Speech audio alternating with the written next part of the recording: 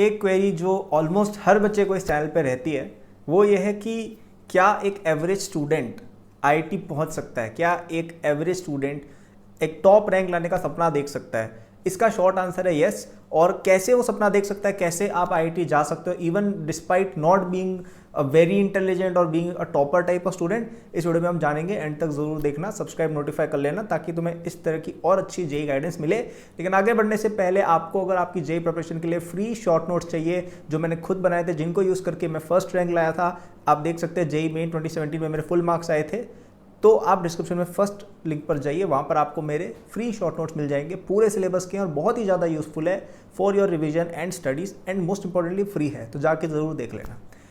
तो 3 चीज़ों पे आपको वर्क करना है अगर आप एक एवरेज स्टूडेंट और आप आईआईटी जाना चाहते हो। सबसे पहली चीज़ जिस पे आपको वर्क करना है वो है अपना माइंडसेट सही करना। कई लोगों के दिमाग में ये बात बैठी भी होती है कि समहाउ जो स्टूडेंट्स पहले से पढ़ रहे थे 9वीं 10वीं में, पहले से किसी प्रकार के अचीवर हैं, जिसने कोई एग्ज़ाम निकाला हुआ है बड़ा, कोई ओलंपियाड वगैरह किया हुआ है या कोचिंग में टॉपर रहे थे, जो भी है, उनको लगता है कि यार ये वाले बच्चे ही आईआईटी क्रैक करेंगे, हमारी रैंक नहीं आएगी, हम इनसे कैसे कम्पीट कर ले। तो सबसे पहले आपको 2-3 में स्टैटिस्टिक बताना चाहूँगा। जैसे मुझे याद है जब मैं आईआईटी गया था 2017-2021, तो मेरे बैच के ऑलमोस्ट आधे से ज़्यादा बच्चे ऐसे थे जिनके पास 10th से पहले कोई अचीवमेंट नहीं थी। मैं बात करूँ आईआईटी बॉम्बे कंप्यूटर साइंस के बैच की, जो टॉप बैच है, ठीक है, उससे ऊपर कुछ है ही नहीं। तो उसमें ज़्यादातर बच्चे जिनकी बहुत अच्छी रैंक थी, कोई भी बच्चा ऐसा, मतलब कुछ लोग थे ऑफकोर्स 10-20% ऐसे लोग थे जिन्होंने पहले कुछ ना कुछ बहुत बड़ा किया हुआ है, लेकिन ज़्यादातर बच्चे नॉर्मल स्टूडेंट्स थे जिन्होंने बस 11th-12th में अच्छी मेहनत की और वो सेलेक्ट हो गए, ठीक है। तो पहली चीज़ ये ध्यान रखिए।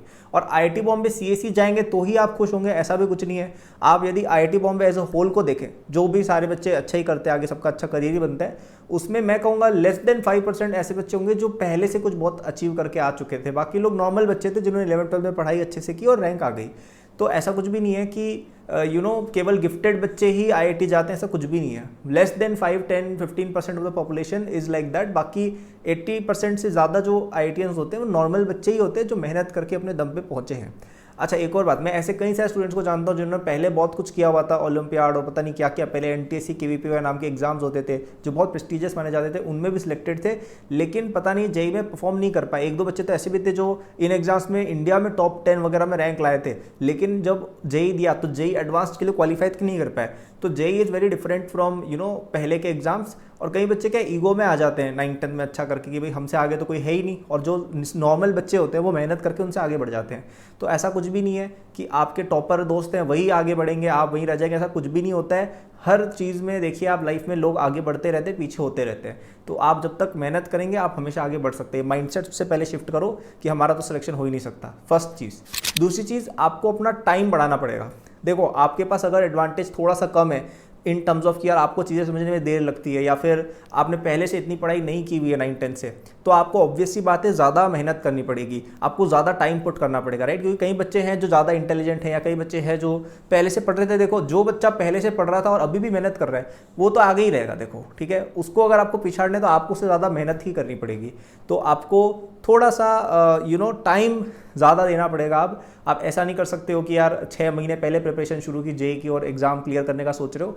एटलीस्ट 1 साल पहले, जैसे जेई 2025 का अगर कोई बच्चा देख रहा है तो 2025 वालों के पास वैसे भी अच्छा टाइम है, और 2026 वाले स्पेशली उनके पास तो और ज़्यादा टाइम है। तो आप लोग तो डेफिनेटली कर सकते हो।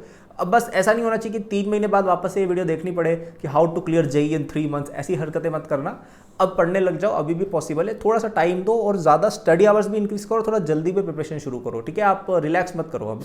और लास्ट मैं कहूँगा कि आपको थोड़ा सा पेशेंस रखना पड़ेगा और मेहनत ज़्यादा करनी पड़ेगी। तो टाइम ज़्यादा देना है वो तो है ही, पहले शुरू करनी प्रिपरेशन, ज़्यादा टाइम डेली करना है, लेकिन आप जो टाइम दे रहे हो उसमें भी आपको ज़्यादा इंटेंशनली चलना है। आप ऐसा नहीं कर सकते हो कि जैसे कोई क्वेश्चन नहीं हुआ तो वह छोड़ के बैठ गए कि हाँ मेरे से तो नहीं होगा, ऐसे नहीं। आपसे क्वेश्चन नहीं हो रहा है तो पहले उससे ईजी वाला क्वेश्चन करो, फिर हार्ड क्वेश्चन पे आओ, टीचर से जाके पूछो, फ्रेंड से डिस्कस करो, नेट पर देखो। ऐसे आपको थोड़ा सा मेहनत करना रहेगा और आपको अपनी एफिशिएंसी भी थोड़ी बढ़ानी रहेगी। जैसे 13 घंटे आप 10-12 घंटे अगर पढ़ रहे हो दिन में, ठीक है, तो आपको कोशिश करनी कि 10-12 घंटे सच में हो, ऐसा नहीं कि कुछ और डिस्ट्रैक्शन साइड में चल रहा है। तो ओवरऑल मेहनत, एफिशिएंसी और जो पेशेंस लेवल है अपना वो थोड़ा इंक्रीज करना पड़ेगा। तो यही 3 चीज़ें जो मुझे लगता है अगर कोई भी बच्चा फॉलो करे वो आराम से आईआईटी पहुंच सकता है, डिस्पाइट अगर वो खुद को एवरेज मानता हो। सबसे पहली चीज़ कि आपको अपने अंदर थोड़ा विश्वास बढ़ाना पड़ेगा। दूसरा, टाइम थोड़ा ज़्यादा दो डेली बेसिस पर भी, और थोड़ा जल्दी प्रिपरेशन शुरू कर दो। आप 26 एस्पिरेंट हो, 27 एस्पिरेंट हो तो बहुत अच्छी बात है। 25 एस्पिरेंट भी अगर हो तो आपको शुरू जल्दी करना रहेगा, आप वेट नहीं कर सकते। फ्यूचर में कोई देख रहा हो तो एटलीस्ट मैं कहूँगा कि 11th में प्रिपरेशन शुरू हो जाए, बहुत ही अच्छे तरीके से तो बेस्ट है। और 12th में आ गए हो तो जल्दी से जल्दी सब कुछ डिस्ट्रैक्शन हटाओ और पढ़ने बैठ जाओ। और लास्ट पॉइंट कि आपको ओवरऑल डेली बेसिस पर मेहनत, प्रॉब्लम सॉल्व और पेशेंस लेवल बढ़ाना पड़ेगा। और ये तीनों फॉलो करके कोई भी बच्चा आराम से IIT पहुंच सकता है इन 2 years और इवन 1 year, अगर वो इनफ मेहनत करे तो। आपको और हेल्प चाहिए, नीचे मेरे फ्री नोट्स लिंक्ड हैं, उनको आप जरूर चेक करिएगा, बहुत हेल्पफुल रहेंगे वो आपके लिए। और इसके अलावा आपको हमारे कोर्सेज भी आप देख सकते हो, डिस्क्रिप्शन में आपको लिंक मिल जाएगा। वो कोर्सेज पेड हैं लेकिन अफोर्डेबल है और बहुत ही अच्छे क्वालिटी के। उनमें मैंने आपका खुद कवरेज पूरा कराया है और उसमें आपको तीनों सब्जेक्ट का पूरा 11th 12th भी पढ़ाया गया है। डिटेल में भी आपको मिल जाएगा, रिवीजन के लिए चाहिए वो भी मिल जाएगा आपको। उसमें question practice, test series, everything you will get in that one course and आप उस पर रिलाय करके IIT 100% पहुंच सकते हो। ठीक है, तो उसमें मैंने भी आपकी कुछ चीज़ें कवर की है। तो आप सोचिए कि आप देखो टीचर से पढ़ते हो, वो तो देखो पढ़ाई तो सब जगह सेम रहती है, उसमें कोई एक्स्ट्रा न्यूटन्स 5th लॉ में बता नहीं दूंगा। बट मैं क्या बता दूंगा, मैं ऐसे आपको कई सारे ट्रिक्स उस कोर्स में मैंने कवर किए जो केवल मैंने ही डिस्कवर की हुई है, because I was a student like you and I got the best possible rank, right. तो मुझे पता है कि कैसे रैंक आप ला सकते हो। बाकी टीचर्स वगैरह देखो पढ़ा लेते हैं, बिल्कुल मैं मना नहीं कर रहा हूँ, लेकिन एक चीज़ है, कुछ ऐसी चीज़ होती है जो केवल जो स्टूडेंट एग्जाम दे चुका है ना वही आपको बता सकता है। तो वो उस कोर्स का एक स्पेशल पॉइंट रहेगा, तो चेक कर सकते हो उसको भी डिस्क्रिप्शन में। बाकी मेरे सोशल हैंडल्स भी डिस्क्रिप्शन में दिए हुए। वीडियो पसंद आई हो तो लाइक कर देना, सब्सक्राइब कर देना। Thank you for watching, good luck.